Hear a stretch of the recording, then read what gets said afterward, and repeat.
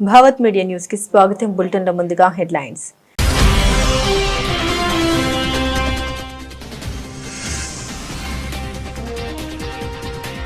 ఢిల్లీలోని సంవిధాన్ సదన్లో ఘనంగా రాజ్యాంగ దినోత్సవ వేడుకలు.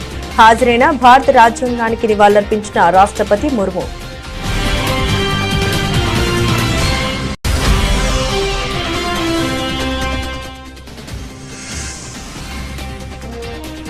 గురు తేగ్ బహదూర్ 350 అమరవీరుల వార్షికోత్సవంలో పాల్గొన్న ప్రధాని. స్మారక నాణ్యం, తపాలా బిళ్లను విడుదల చేసిన మోదీ.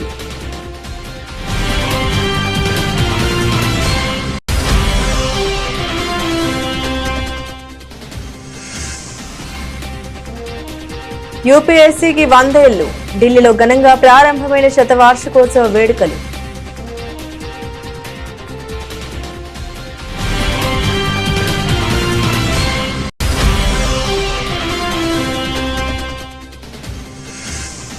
కర్ణాటక కాంగ్రెస్ లో కీలక పరిణామం. డీకేఎస్ తో జార్కిహోలీ అర్ధరాత్రి రహస్య భేటీ.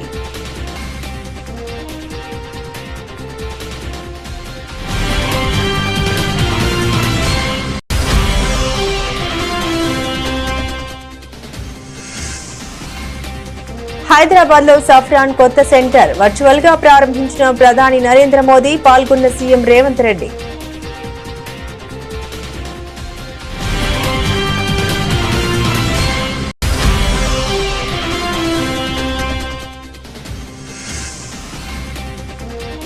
ఏపీ మాక్ అసెంబ్లీ ప్రారంభం. అన్ని తామై నడిపిస్తున్న విద్యార్థి ప్రతినిధులు.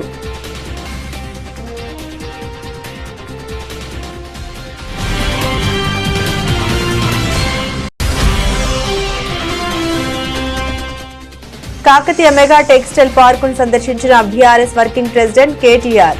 పత్తి పంటకు అజాం జాహీ మిల్లుతో ఎంతో మందికి ఉపాధి కల్పించే జిల్లా వరంగల్ అని వెల్లడి.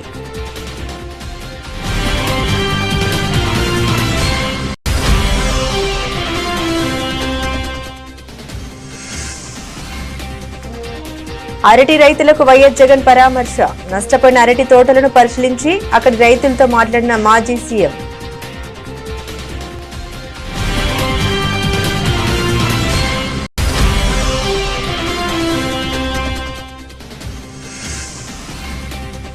కామారెడ్డి డిక్లరేషన్ ను కాంగ్రెస్ సర్కార్ తుంగలో తొక్కింది. మాజీ మంత్రి శ్రీనివాస్ గౌడ్ ధ్వజం.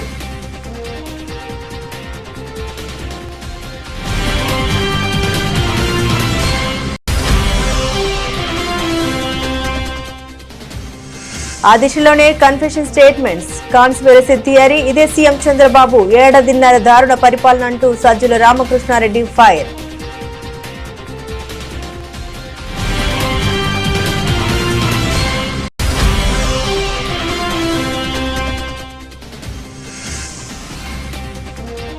మళ్లీ పరిగెందుకున్న పుత్తడి. ఒకే రోజు 3,500 ఎకబాకిన ధర.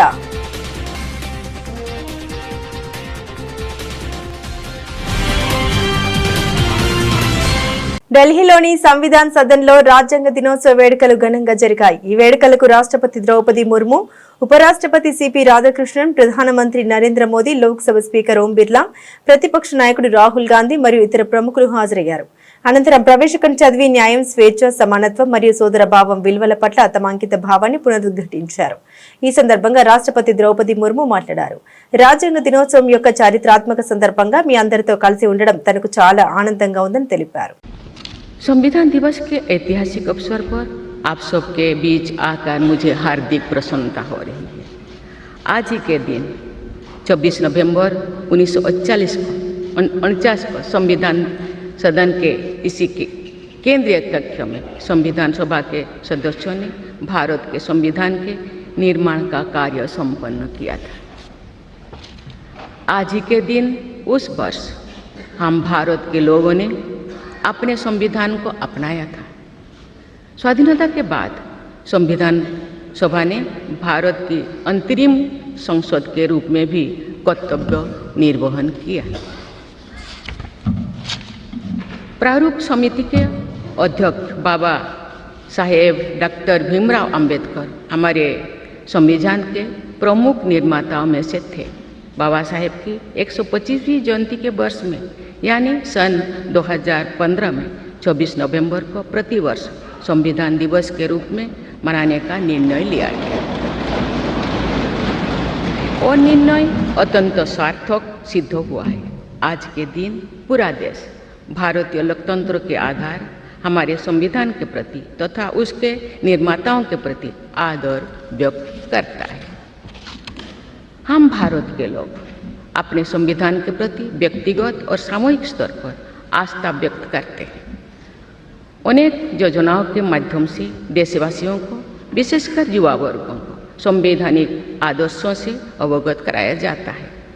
संविधान दिवस से मनाने की परंपरा का शुभारंभ करने और उसे निरंतरता प्रदान करने की जितना भी प्रशंसा की जाए और कम। సిక్కుల 9వ గురువు తేగ్ బహదూర్ కు ప్రధానమంత్రి నరేంద్ర మోదీ ఘన నివాళులర్పించారు. సత్యం, ధర్మం, విశ్వాసాలకు ఆయన ప్రతిరూపమని అభివర్ణించారు. గురు తేగ్ బహదూర్ 350వ అమరవీరుల వార్షికోత్సవంలో ప్రధాని పాల్గొన్నారు. గురు తేగ్ బహదూర్ స్మారక నాణ్యం, తపాలా బిళ్లను విడుదల చేశారు. సత్యం, ధర్మం పరిరక్షణకు కృష్ణ భగవానుడు నిలిచిన గడ్డ ఇది. గురు తేగ్ బహదూర్ సైతం సత్యం, ధర్మ, మత విశ్వాసాల పరిరక్షకులుగా నిలిచారు. ఈ చారిత్రక సందర్భాన్ని పురస్కరించుకుని గురు తేగ్ బహదూర్ స్మారక తపాలా బిళ్ల నాణ్యం విడుదల చేస్తున్నందుకు భారత ప్రభుత్వం గర్విస్తుంది. గురు సాంప్రదాయాన్ని ఇదే విధంగా కొనసాగించాలని అభిలాషిస్తున్నామని మోదీ అన్నారు. गुरु तेग बहादुर साहब जी की स्मृति हमें ये सिखाती है कि भारत की संस्कृति कितनी व्यापक, कितनी उदार और कितनी मानवता केंद्रित रही है। उन्होंने सर्वत का भला का मंत्र अपने जीवन से सिद्ध किया। आज का यह आयोजन सिर्फ इन स्मृतियों और सीखों के सम्मान का क्षण नहीं है, यह हमारे वर्तमान और भविष्य के लिए एक महत्वपूर्ण प्रेरणा भी है।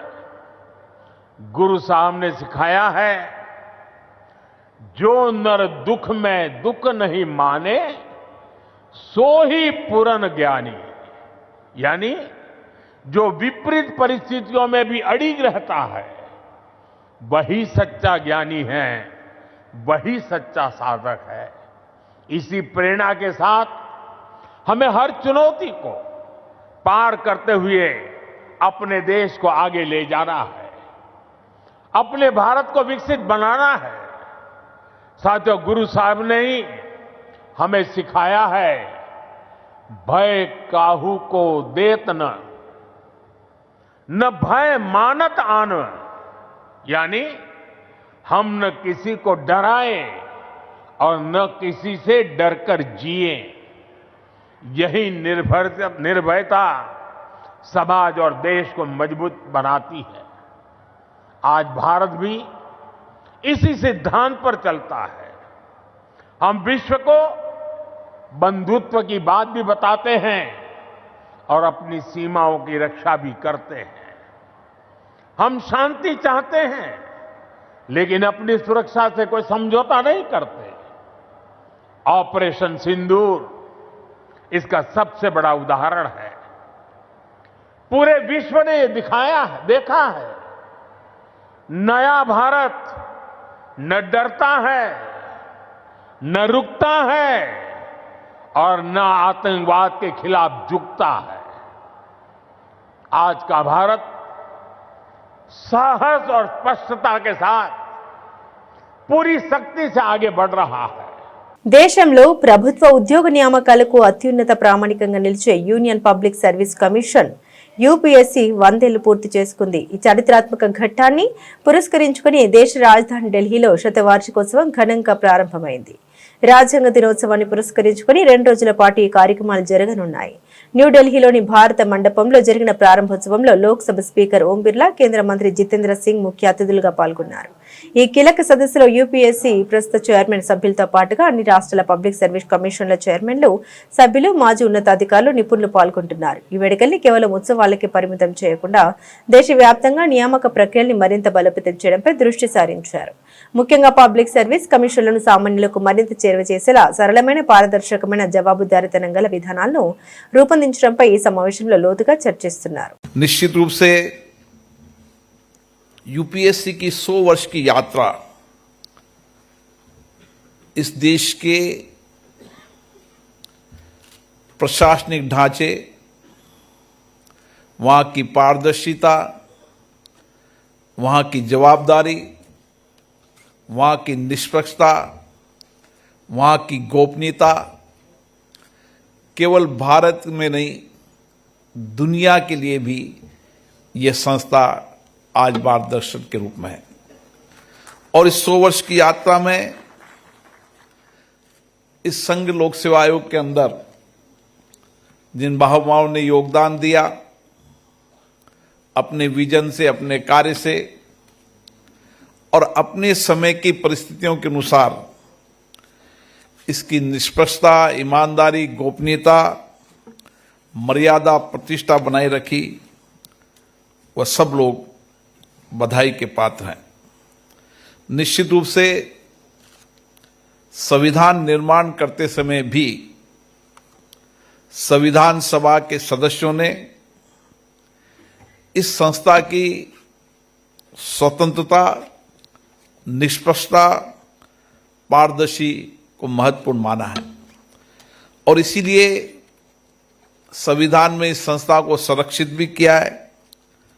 और मुझे खुशी है कि 100 वर्ष की यात्रा में संविधान के मार्गदर्शन में इस संस्था ने समय समय पर बदलते स्वरूप के अनुसार अपने आप को परिवर्तन किया। కర్ణాటక కాంగ్రెస్ లో ముఖ్యమంత్రి పదవి మార్పుపై ఊహాగానాలు జోరందుకున్న వేళ కీలక పరిణామం చోటు చేసుకుంది. ఉప ముఖ్యమంత్రి డీకే శివకుమార్ సీనియర్ మంత్రి సతీష్ జార్కిహోలీతో మంగళవారం అర్ధరాత్రి రహస్యంగా సమావేశమయ్యారు. ఈ భేటీ రాజకీయ వర్గాల్లో తీవ్ర చర్చనీయాంశంగా మారింది. సీఎం సిద్దరామయ్య రాజకీయ వారసుడిగా హిందా, మైనార్టీలు, వెనుకబడిన వర్గాలు, దళితులు ఓటు బ్యాంకుకు బలమైన నేతగా భావిస్తున్న జార్కిహోలీతో డీకేఎస్ భేటీ కావడం ప్రాధాన్యం సంతరించుకుంది. సిద్దరామయ్య తర్వాత పార్టీని నడిపించే వ్యూహాలపై తమ మధ్య ఉన్న విభేదాలను పరిష్కరించుకోవడంపై వీరి మధ్య చర్చలు జరిగినట్లు సమాచారం. గతంలో సిద్దరామయ్య కుమారుడు యతీంద్ర కూడా తన తండ్రి రాజకీయ వారసత్వాన్ని జార్కిహోలీ ముందుకు తీసుకెళ్లగలరని వ్యాఖ్యానించారు. ఒకవైపు ఈ సమావేశం జరగగా మరోవైపు డీకే శివకుమార్ మద్దతుదారులు ఢిల్లీలో లాబియింగ్ ముమ్మరం చేశారు. సుమారు 10 మంది ఎమ్మెల్యేలు ఏఐసీసీ అధ్యక్షుడు మల్లికార్జున ఖర్గేను కలిసి డీకేఎస్ ను త్వరలో ముఖ్యమంత్రిని చేయాలని కోరారు. డీకేఎస్ 200% సీఎం అవుతారని రామనగర్ ఎమ్మెల్యే ఇక్బాల్ హుస్సేన్ ధీమా వ్యక్తం చేశారు. శంషాబాద్ సమీపంలోని జిఎంఆర్ ఏరో పార్క్ లో ఫ్రాన్స్ కు చెందిన ప్రముఖ సంస్థ సఫ్రాన్ నెలకొల్పుతున్న లీప్ ఇంజన్ ఎంఆర్ఓ సెంటర్ ను ప్రధాని నరేంద్ర మోదీ ఆన్లైన్ ద్వారా ప్రారంభించారు. ఈ కార్యక్రమంలో ముఖ్యమంత్రి రేవంత్ రెడ్డి పాల్గొని ప్రసంగించారు. తెలంగాణపై నమ్మకంతో హైదరాబాద్ ను ఎంచుకున్న సఫ్రాన్ కు అభినందన తెలియజేశారు. ఈ కొత్త సదుపాయం ఏరోస్పేస్ రక్షణ రంగంలో తెలంగాణ వృద్ధికి ఒక మైలురాయిగా నిలుస్తోందన్నారు. ఇది భారతదేశంలో లీప్ ఇంజన్లు మొట్టమొదటి మెయింటెనెన్స్, రిపేర్, ఓవర్హాల్ సెంటర్ అని తెలిపారు.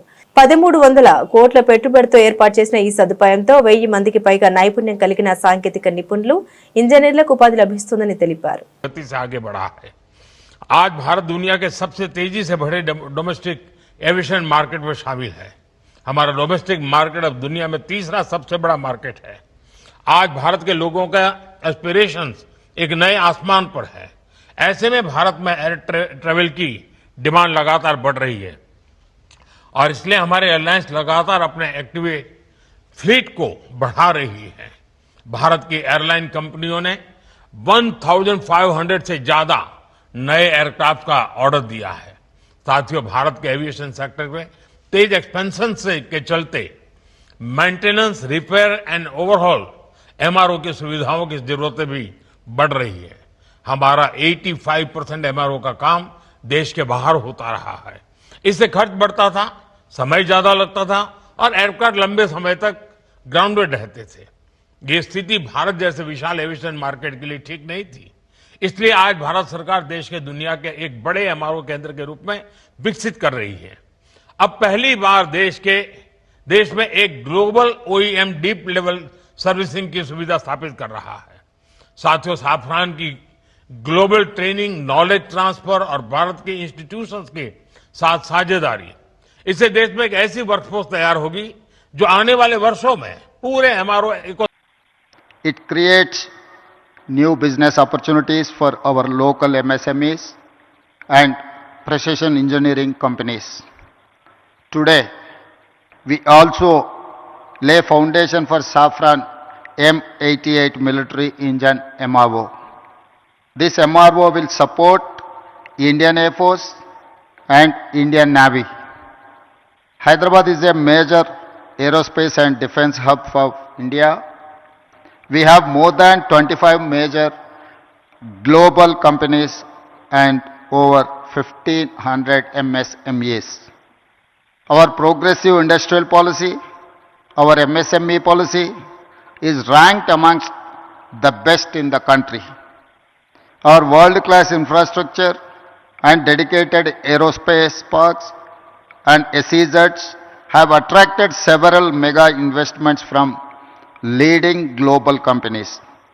We are now top choice for highly complex precision engineering projects.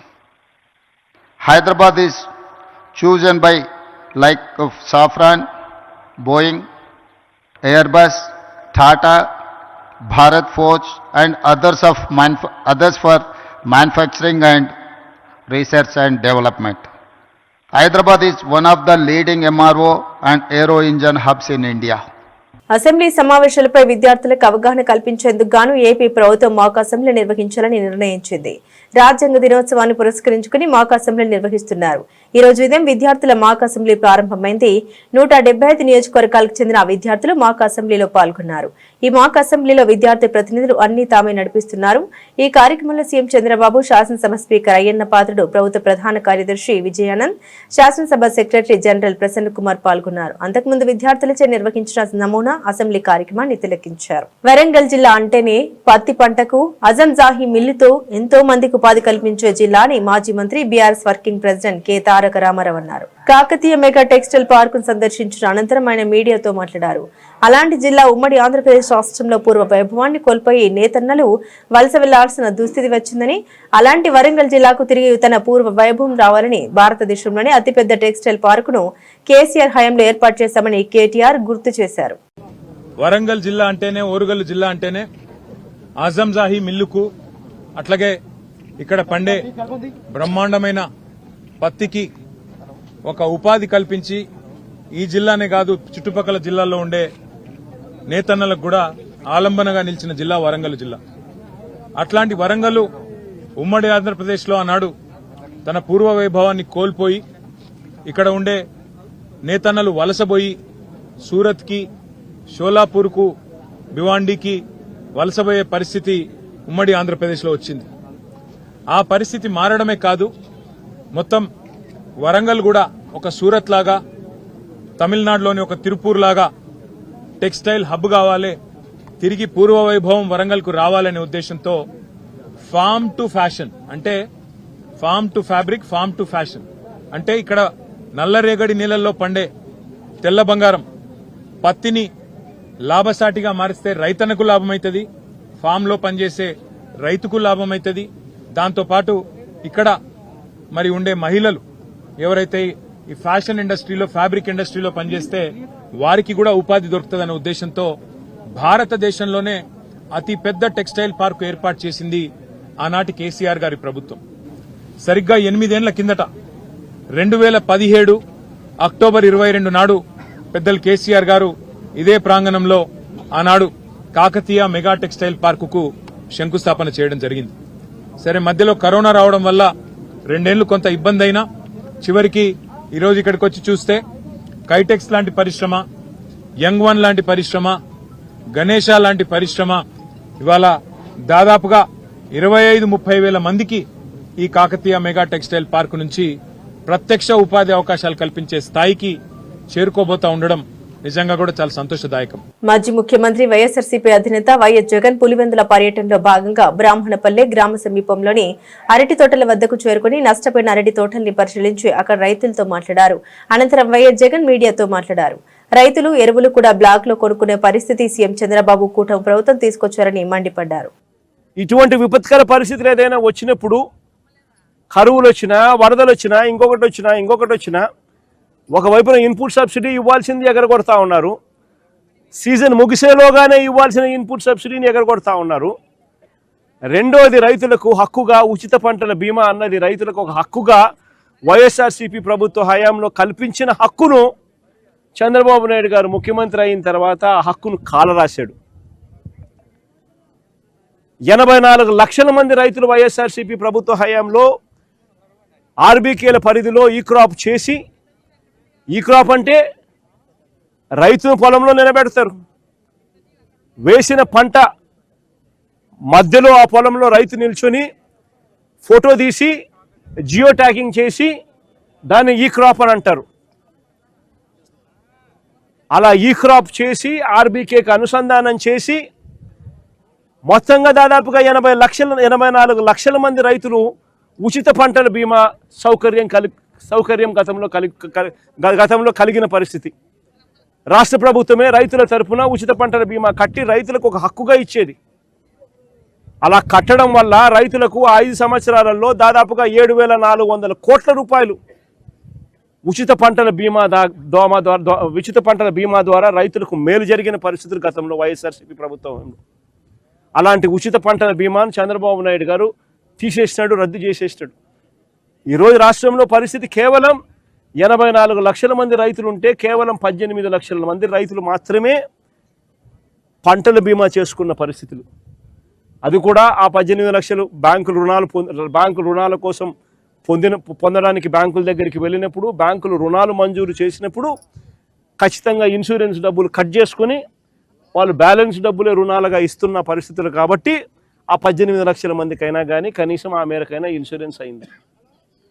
మిగిలిన వాళ్ళ పరిస్థితి ఏమిటి? 84 లక్షల మంది రైతుల్లో కేవలం 18 లక్షల మంది రైతులు మాత్రమే ఇన్సూరెన్స్ పరిధిలోకి వస్తూ ఉన్నారంటే మిగిలిన వారి పరిస్థితి ఏమిటి? విపత్కర పరిస్థితులు వచ్చినప్పుడు రైతును ఆదుకునే నాతుడే కరువైన పరిస్థితిలో ఈరోజు రాష్ట్రం కనిపిస్తూ ఉంది. ఇన్పుట్ సబ్సిడీ గాలికి ఎగిరిపోయింది. హక్కుగా రావాల్సిన ఇన్సూరెన్స్ రాకుండా పోయింది. మరోవైపున చూస్తే చంద్రబాబు నాయుడు గారు పుణ్యాన చంద్రబాబు నాయుడు గారి హయాంలో పెట్టుబడి ఖర్చులు తారాస్థాయికి పెరిగాయి. ఎరువులు సైతం రైతులు బ్లాక్లో కొనుక్కోవాల్సిన పరిస్థితి బహుశా ప్రపంచ చరిత్రలో ఎక్కడైనా ఉంటుందో లేదో నాకు తెలియదు, కానీ ఆంధ్ర రాష్ట్రంలో ఈసారి చంద్రబాబు నాయుడు గారి హయాంలో చూస్తూ ఉన్నాం. ఎరువులు సైతం బ్లాక్లో కొనుక్కోవాల్సిన పరిస్థితులు మొట్టమొదటిసారిగా చూస్తా ఉన్నాం. రాష్ట్రంలోని బీసీలను కాంగ్రెస్ సర్కార్ నిర్మూలముంచిందని 42% రిజర్వేషన్లు కల్పించడంలో విఫలమైందని మాజీ మంత్రి వి శ్రీనివాస్ గౌడ్ ధ్వజమెత్తారు. హైదరాబాద్ తెలంగాణ భవన్లో మాజీ ఎమ్మెల్యే పట్నం నరేందర్ రెడ్డితో కలిసి ఆయన మీడియాతో మాట్లాడారు.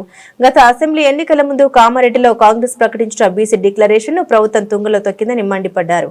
బీసీల రిజర్వేషన్ల విధానంపై ఎక్కడా నిబంధన పాటించలేదని దుయ్యబట్టారు. స్థానిక ఎన్నికల్లో రిజర్వేషన్లపై కాంగ్రెస్ మోసం చేసిందని నిప్పులు చెరిగారు. కాంగ్రెస్ ప్రభుత్వం ఇచ్చిన చీరలు కట్టుకుని పంచాయతీ ఎన్నికల్లో మహిళలు ఓట్లేయాలని సీఎం రేవంత్ రెడ్డి ప్రకటించడాన్ని తప్పుబట్టారు. సీఎం ఈ విధంగా బహిరంగంగా ఓట్లు అడుగుతుంటే ఎన్నికల కమిషన్ ఎక్కడికి పోయిందని ప్రశ్నించారు. అంత బహిరంగంగా ఎలక్షన్ల ముందు ఇస్తూ, ఎలక్షన్ల ముందు లింక్ చేస్తూ, ఎలక్షన్ల ఓటు వేసినప్పుడు ఈ చీర చూసుకొని ఓటేయండి అని అంటున్నప్పుడు ఎలక్షన్ కమిషన్ దేశంలో రాష్ట్రంలో ఉందా లేదా?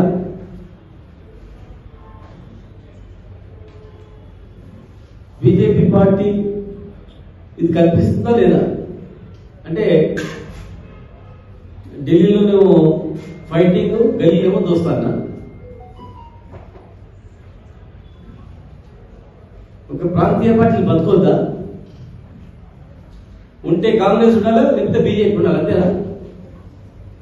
కాంగ్రెస్ సంబంధించిన పార్టీలు, బీజేపీకి తనకు సంబంధించినటువంటి కూటమి, అంతేనా? ఇది ఎక్కడ న్యాయం? ఎలక్షన్లలో చీరలు పంపిణీ చేస్తూ, ఎలక్షన్ల ముందు వాగ్దానం చేస్తూ, ఇంత డైరెక్ట్ గా మాట్లాడుతుంటే కూడా కనీసం ఎలాంటి స్పందన లేదా? ఎవిడెన్స్ లేదు. డైరెక్ట్ ఎవిడెన్స్ అనిపిస్తుంది. వేరే కొత్తగా మీకు చెప్పాల్సిన అవసరం లేదు. ప్రజలు కూడా గమనించాలి. 2 ఏళ్లుగా ఏం హామీ ఇచ్చారు, ఏం హామీ ఇచ్చిన హామీ ఏం తెచ్చింది? నిజంగా మీరు ఓటేయాలంటే ప్రతి మహిళకు 2,500 ఇస్తామన్నారు. పెన్షన్ ఇచ్చిండ్రా? ప్రతి మహిళ పేరు మీద ఇల్లు ఇస్తామన్నారు. ఇందులో మేము ఇచ్చిండ్రా? ఏది ఇచ్చినా మహిళ పేరు ఇస్తామన్నారు. అయిందా? వికలాంగుల పెన్షన్ ఇచ్చలేదు, అమ్మ తాతకి ఇచ్చిన అవ్వకి ఇస్తామని ఇచ్చిందా? ఎక్కడ ఉన్నాయి హామీలు? టీడీపీ కూటమి ప్రభుత్వం ఏడాదిన్నర పాలనలో చేసింది ఏమీ లేక ఏం చేశామో చెప్పుకోలేక వైఫల్యాలు బయటపడ్డప్పుడు అవినీతితో ఇరుకున పడినప్పుడల్లా టార్గెట్ వైఎస్ఆర్సీపీ నినాదం భుజానికి ఎత్తుకుని తమ పార్టీ నాయకులపై అక్రమ కేసులు పెట్టి డైవర్షన్ పాలిటిక్స్ చేస్తున్నారని వైఎస్ఆర్సీపీ స్టేట్ కోఆర్డినేటర్ సజ్జల రామకృష్ణారెడ్డి ధ్వజమెత్తారు.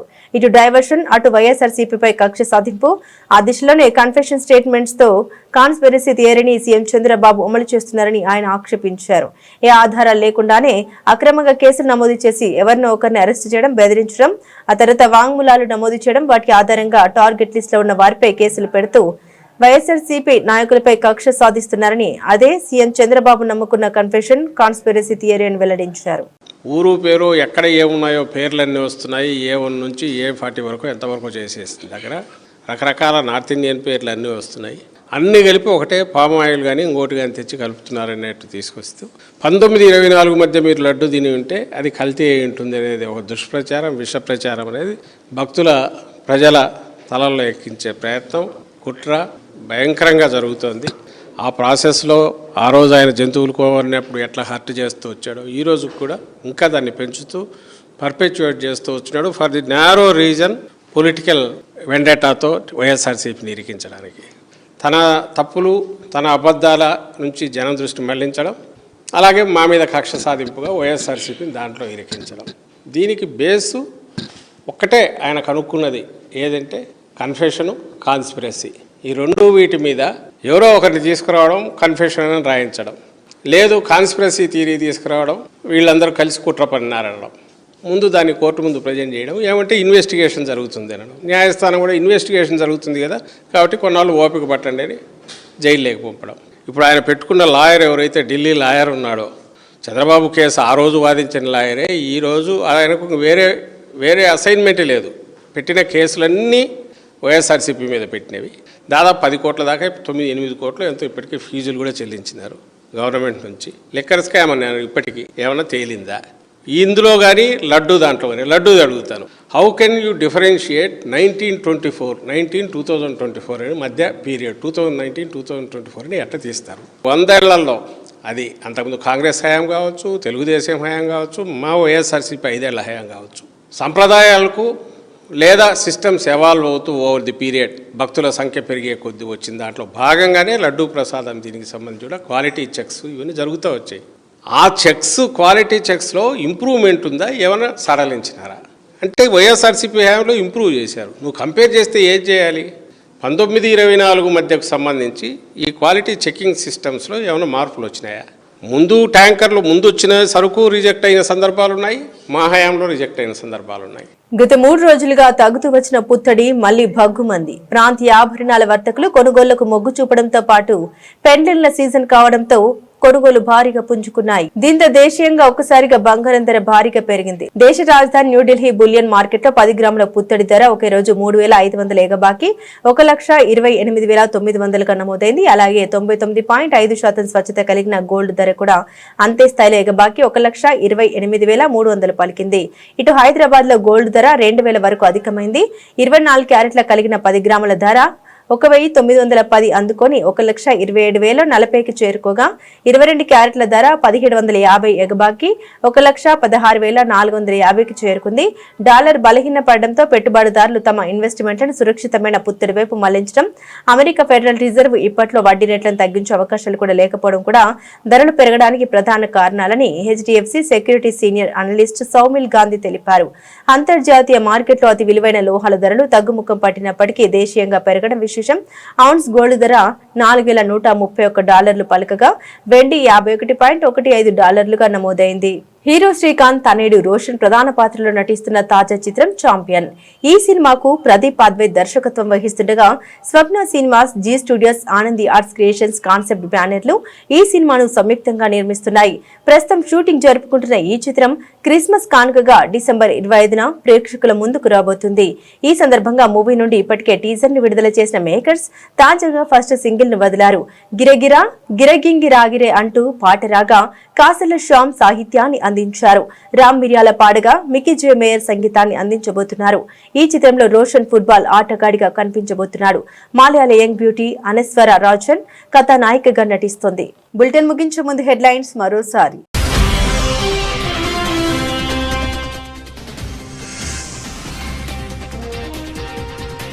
ఢిల్లీలోని సంవిధాన్ సదన్లో ఘనంగా రాజ్యాంగ దినోత్సవ వేడుకలు. హాజరైన భారత రాజ్యాంగానికి నివాళులర్పించిన రాష్ట్రపతి ముర్ము.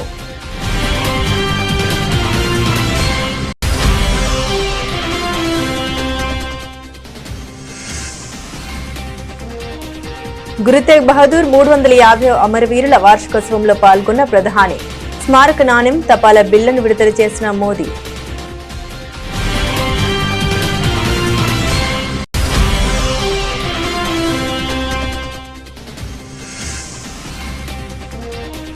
యూపీఎస్సీకి 100 ఏళ్లు.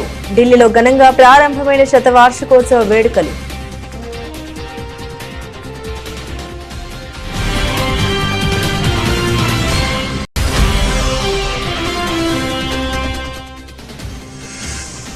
కర్ణాటక కాంగ్రెస్ లో కీలక పరిణామం. డీకేఎస్ తో జార్కిహోలీ అర్ధరాత్రి రహస్య భేటీ.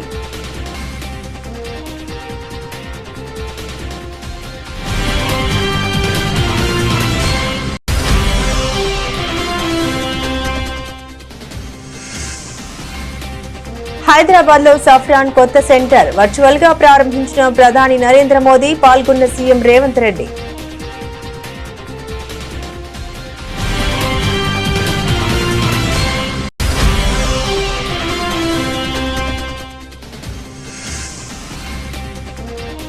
ఏపీ మాక్ అసెంబ్లీ ప్రారంభం. అన్ని తామై నడిపిస్తున్న విద్యార్థి ప్రతినిధులు.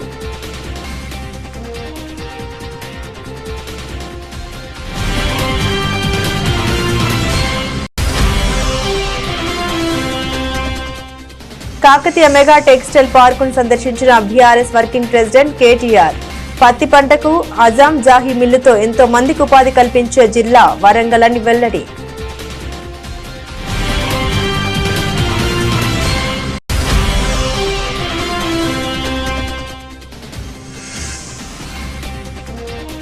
అరటి రైతులకు వైఎస్ జగన్ పరామర్శ. నష్టపోయిన అరటి తోటలను పరిశీలించి అక్కడి రైతులతో మాట్లాడిన మాజీ సీఎం.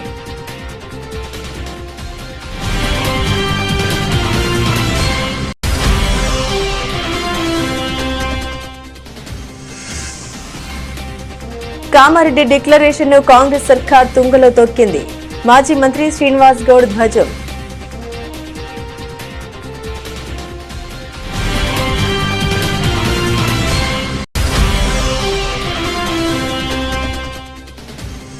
ఆ దిశలోనే కన్ఫెషన్ స్టేట్మెంట్స్. కాన్స్పిరసీ థియరీ, ఇదే సీఎం చంద్రబాబు, ఏడాదిన్నర దారుణ పరిపాలన అంటూ సజ్జల రామకృష్ణారెడ్డి ఫైర్.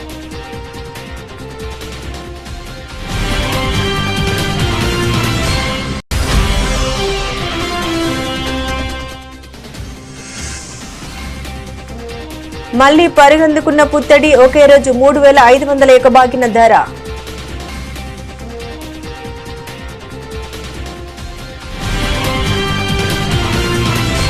ఇవి ఈ బులెటిన్ లోని విశేషాలు. తిరిగి మరో బులెటిన్ తో మళ్ళీ కలుసుకుందాం. అంతవరకు సెలవు, నమస్కారం.